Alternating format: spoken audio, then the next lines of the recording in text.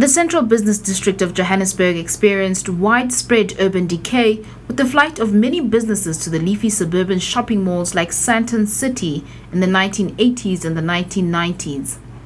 After the repeal of the Group Areas Act in 1991, previously excluded people started moving to the cities, and the dramatic rise in migration to urban areas led to an influx of informal traders with no alternative but to make a living by selling their wares on the pavements and sidewalks.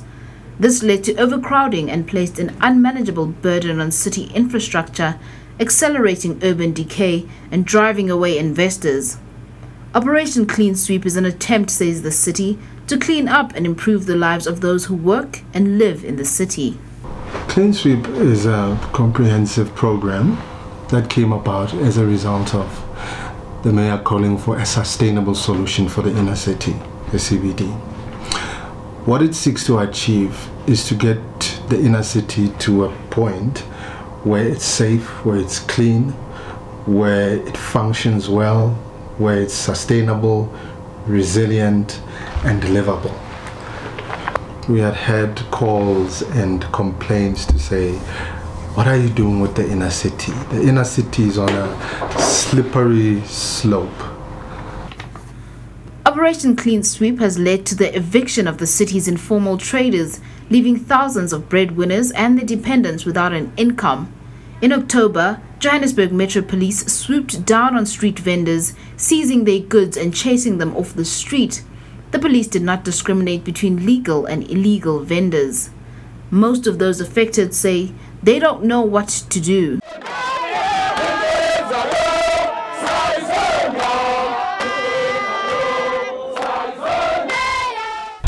They told us to remove all our things and stop selling on the streets. We do not know what is going on. We have children to support. How long have we been selling on the streets? We have children to feed. We are mothers and fathers trying to educate our children.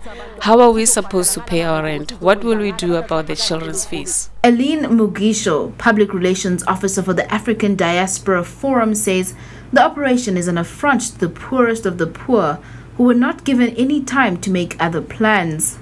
This, as it stands right now, is not discrimination only against migrants. It's discrimination against the poor, who had not been given a chance, any chance, to make something better of their lives during the apartheid era, who have been old, who cannot go back to school or who did not access opportunities to go to school, but who want to make something better for the future generation, which is their children. We appreciate the fact that people are jobless and people need jobs, but I mean, at what cost?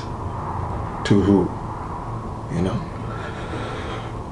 So, having said that, going back to the issues of legal traders, we are trying all we can. We are speaking to them on a day-to-day basis. BD Live spoke to members of the public who either work, live or commute through the city, and most were pleased with the cleaner streets, but some were concerned about the fate of the evicted traders. It seems like the municipality of Johannesburg, in cooperation with the police, Metro, they are doing good job, finally.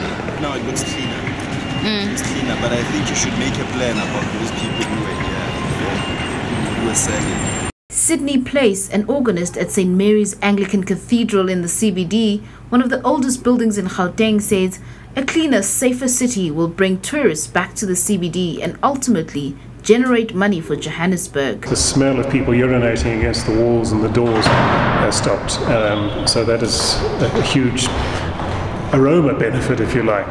It's the biggest church in the middle of Johannesburg. It's been here since 1929, so it's historical. It's got tourism value. We can now start a program of bringing tourism into the middle of the city. It's a very historic building. This is the building where Desmond Tutu was the dean, and the dean is the most senior priest in the Anglican diocese, and he was the head of this particular church. We will make sure our trading spaces are clean. The mayor should forgive us instead of just chasing us out. And the poor, because they are poor, they don't have other means to find income, they have to be thrown out of the street so that us, rich, can drive in a clear street. That is so not good. It's inhuman. Elitism has definitely replaced racism in this context. The fate of the displaced informal traders has not been determined, but With record high unemployment levels, every avenue needs to be explored as how jobs, both formal and informal, can be saved. I'm Zukiswa Zimela, reporting for BD Live.